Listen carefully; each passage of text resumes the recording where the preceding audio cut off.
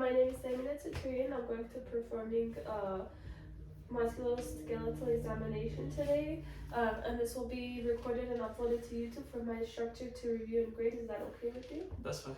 Okay, I already performed hand hygiene and I'm just still waiting for my ID badge. Can I start off with your full name, age, and date of birth? Yeah. Hermine Tsaturyan, birthday 06/27/1997. I'm 25. Okay, so let's go ahead and begin our examination. We'll start off with your hands. If you could put your hands out like that.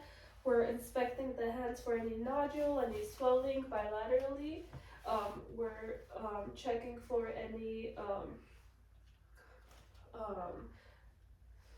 swelling, and now we're going to be palpating. So we're going to start palpating the distal and the proximal interpharyngeal.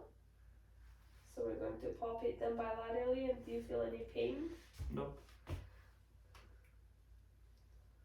And then we're also going to be palpating the metacarpopharyngeal.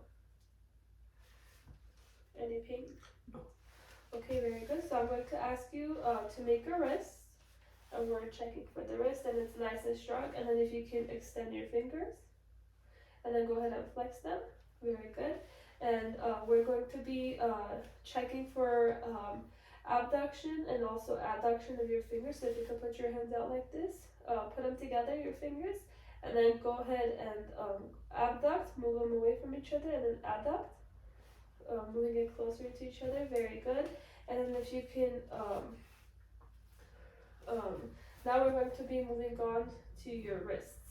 So we're going to be once again inspecting the wrist for any deformities, any swelling, or any nodules, and we're checking that bilaterally, and there's none of that noted. So we're going to be starting by doing the range of motion of your wrists. So if I can ask you, go ahead and flex your wrist downwards at 90 degrees. Good job. And then go ahead and extend. Very good. And now I'm going to ask you to do abduction and then adduction. Very good. And we're checking to see if they're both symmetric and any deviation to one side noted. So now I'm going to be palpating the carpal and the metacarpal of the wrist. Okay, very good. And we'll be doing two special tests for the wrist. So I'm going to ask you to hyperextend your wrist. And we're going to first do the Tunnel's test, and I'm going to be tapping the medial nerve, and tell me if you feel any numbness or tingling, okay? Okay. Any numbness or tingling? Okay. No. Same thing on the other side? No. Okay, very good. So the next test we're going to be doing is the valence test. I'm going to ask you to put your hands like this together. And typically the patient would hold it for 40 to 60 seconds. Again, we're checking to see if the patient has any numbness or tingling. No. Okay, and this test is also done to check for the carpal tunnel syndrome along with the Tunnel's test. So next we're going to be moving on to the elbows. So you can hold your elbows out. Very good. And we're inspecting bilaterally to check for any swelling or any nodules. We're going to be palpating the olecranial process, the medial epicondyle and the lateral epicondyle, and we're also going to be palpating the ulnar extensor surface. Any pain or any tenderness? No.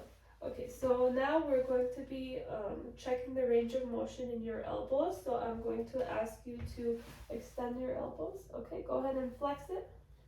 Very good. And extend it one more time. And then now I'm going to ask you to pronate and then also supinate. Okay, very good. So patient has full range of motion in the elbows. So next we're going to be moving on to the shoulders. So I'm going to be again inspecting the shoulders, checking for symmetry, any deformities, any swelling.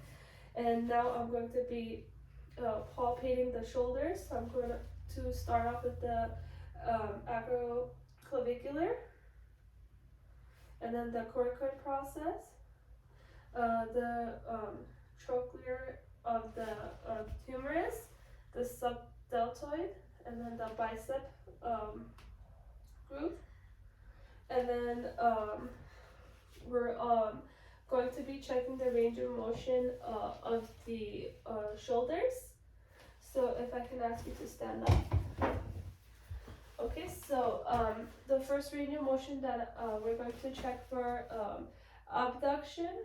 So I'm going to ask you to move your hands outwards, okay? And then now I'm going to ask you to put your hands inwards, and we're going to check for adduction. Okay, very good. And then we're going to check for flexion. So go ahead and flex your hands upwards. And then we're also going to be checking for extension. Go ahead and move backwards. Okay, very good. And now we're going to be checking for, sorry. We're going to check for the empty can. So I'm going to ask you to put your hands down. And this is a special test done for the shoulders, and we're going to check for resistance. And the patient doesn't have any deviation to one side. And the other range of motion test that we're going to do is I'm going to ask you to rotate your shoulder inwards and both sides. Very good. And then go ahead and rotate it externally now. Okay, both sides. Very good. So the next thing that we're going to be doing is we're going to be moving on to the head and neck. So we're going to be inspecting the head and neck for any deformities, any swelling in any areas, which I don't notice anything. And we're going to ask the patient to sit down. Go ahead and please sit down. And we're going to palpate the TMJ and ask the patient to open his mouth. Okay, very good. Any pain? No. Okay, we're also going to palpate the sternoclavicular. Any tenderness, pain? No. And then the cervical spine, the paracervical spine, the trapezius, and then also the rhomboids. Did you have any pain? No. Okay, very good. So now we're going to be checking the range of motion in your head and neck. So if you can go ahead and touch your ear to your shoulder on each side. Okay, very good. And then can you rotate your head side to side? Very good. And then if you can flex, touching your chin to your chest. Very good. And then extend, looking upwards. Okay, very good. And now I'm going to ask you to open your mouth. And then can you move your jaw side to side? Okay, very good. And then also if you can open your mouth and put 3 fingers vertically in your mouth. Okay, very good.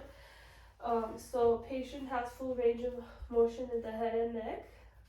So the last test that we're going to be doing is a special test called the Sperling's test to check for cervical compression. So I'm going to stand right behind you, and I'm going to turn your head to the side. And this test, you wouldn't do it on elderly or anybody who already has a visible deformity because you could just make it worse. So I'm just going to compress the cervical spine. Okay, very good. And the other side. Okay, very good. Any pain? No. Okay, very good. So next we're going to be moving on to the spine. So patient will be standing up. We're inspecting the symmetricity of the shoulders and the iliac spine, and we're making sure that there's no deviation to one side. We're also checking sideways for the patient if he has any scoliosis, lordosis, or any kyphosis. And then we'll be doing the same thing again, asking the patient to flex forward. Okay, very good. And the patient is flexing forward at 90-degree angle, and we're also checking the smooth bending of the spine, and you can go ahead and stand up. And again, we're checking for any scoliosis or any kyphosis. Next, we're going to be palpating the spine. So I'm just going to palpate. And do you have any pain? No. Okay, and then also we're going to percuss. Do you have any pain? No. Okay, very good.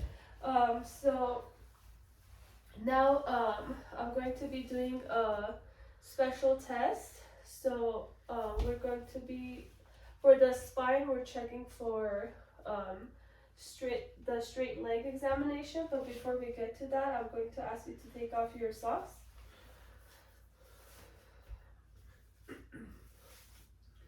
Okay, very good. And sorry, before we do that, I'm going to ask you to see if you can move side to side. Okay, very good. And then I'm going to ask you to bend backwards.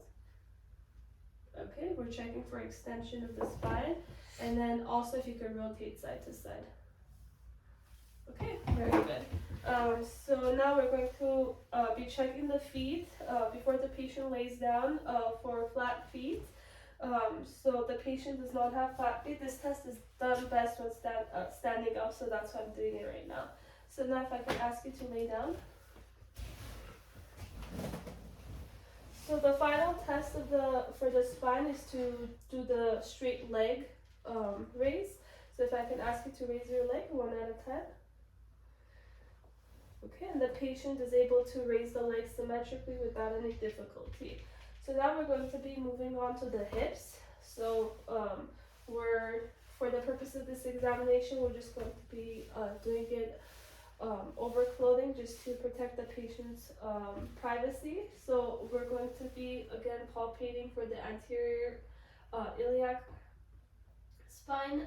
We're palpating the greater trochanter and also the posterior iliac crest. Okay, very good. So now we're going to be doing a few range of motion to check the range of motion in the hips. So I'm going to ask you to bend your leg at 45 degrees and rotate it inwards and outwards. Okay, and then the other side. And once again, I'll be doing this also passively. So very good. Any pain when you're doing that? No. Okay, very good. So now we're going to be checking for adduction and abduction of the hips. So if I can ask you to move your leg outwards, and we're checking for abduction. Any pain when you're doing that? No. And then if you can move it medially. Very good, and we're checking for adduction. And now I'm going to be doing the same thing passively. Any pain? No. Okay, very good, and the same thing. Pain? No. Okay, very good. So next we're going to be checking for flexion. So if I could ask you to move your leg forward, like bend your leg forward. Very good. And then now I'm going to do it passively. Okay, very good. So now if I could ask you to lay on your belly, we're going to check for extension of the hip. So I'm going to ask you to raise your leg 1 at a time, okay? Very good. And now I'm going to do it passively. Okay, very good. So now you can go ahead and lay on your back. So we're going to be doing 2 special tests for the hips. The first test is called the Thomas test. So if I could ask you to grab your knee and pull it to your abdomen. Any pain? No. Okay, and the other side? Any pain? No. Okay, very good. And then the other test that we're going to do is called the Patrick's test, so also known as the Faber's test, which means the flexion, abduction, and external rotation. So I'm going to be asking you to bend your leg that way. And I'm going to gently but firmly push it down. Do you feel any tenderness? No. Okay. The other side? Any pain? No. Okay, very good. So next we're going to be Moving on to the knees. So again, we're inspecting the knees. We're checking for any deformities, any swelling on one side or bilaterally. And then we're going to be palpating the suprapatellar and then the sides of the patellar. Any pain anywhere? No. And then we're also going to be checking the popliteal fossa for Baker's cysts. Okay. Okay. And then next we're going to be checking the range of motion at the knee. So if I could ask you to lay on your side. And I'm going to ask you to flex your leg backwards at 120 degrees. So go ahead and flex. And then now extend it, which will be at 0 degrees. So I'm going to do that passively now. And extending it. Okay, now the other side.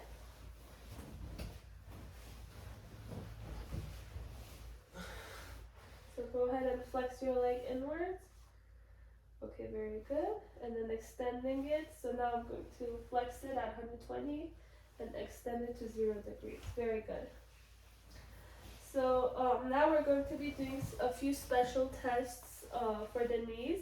We're going to start off with the valgus test. So for the valgus test, the patient's leg will be bent at 20 degrees. And we're going to be adducting it and checking for any pain. Do you have any pain? No. Okay, and then we're going to be doing the same thing on the other side. Any pain? No. Okay, so the next test that we're going to be doing is we're going to be doing the varus test. It's similar to the valgus, but this way you're holding it from the femur medially and from the lateral, holding it laterally at the ankle, and you're going to be adducting. Any pain? No. Okay, and then the other side? No. Any pain? No. Okay, very good. The next test that we're going to be doing the Lachman's test. So if I can bend your leg a little bit, 45 degrees, and we're going to be pulling and pushing and checking for laxity or crepiness. Any pain? No. Okay, on the other side? Any pain? No. Okay, very good. So the next test that I'm going to be doing is the George test. So if I can ask you to bend your leg, and do you mind if I sit down? Go. On your leg? And so we're checking for anterior and posterior laxity. So for anterior, we're like pulling it towards us, and then for posteriorly, we're pushing it downwards and upwards. Any pain? No. Okay, and the same thing you would do on the other side, but because of the bed, it's hard for me to do that. So next test we're going to do is we're going to be doing McMurray's test, and we're going to hold the patient's leg, and we're going to medially rotate, and then afterwards extend and check for any crepitus or pain. Any pain? No. Okay. And the other side? Any pain? No. Okay, very good.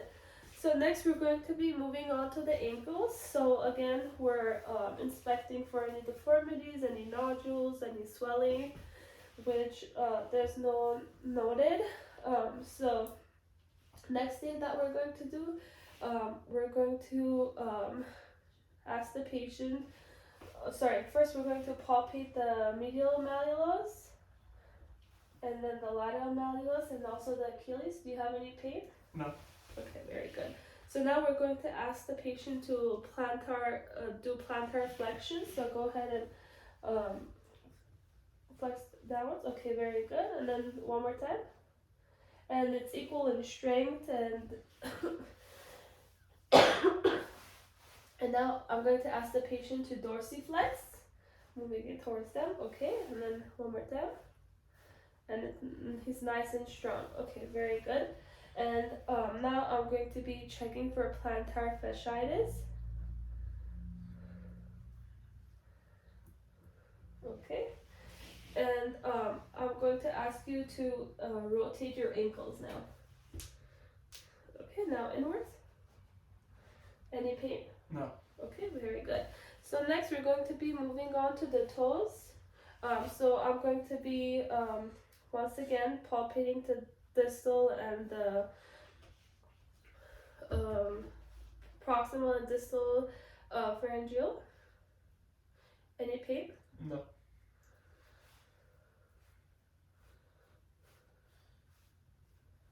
No pain? No. Okay, if I can ask, and then next I'm going to be palpating in between your interdistals, and we're going to be checking for Morton's neuroma.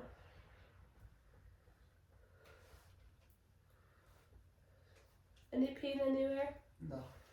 Okay, I'm going to ask you to curl your toes, checking for flexion, and then extend it. Okay, very good. And if I can ask you to move your toes inwards and then outwards. Okay, very good. So this concludes our examination. Thank you so much for your participation. Thank you.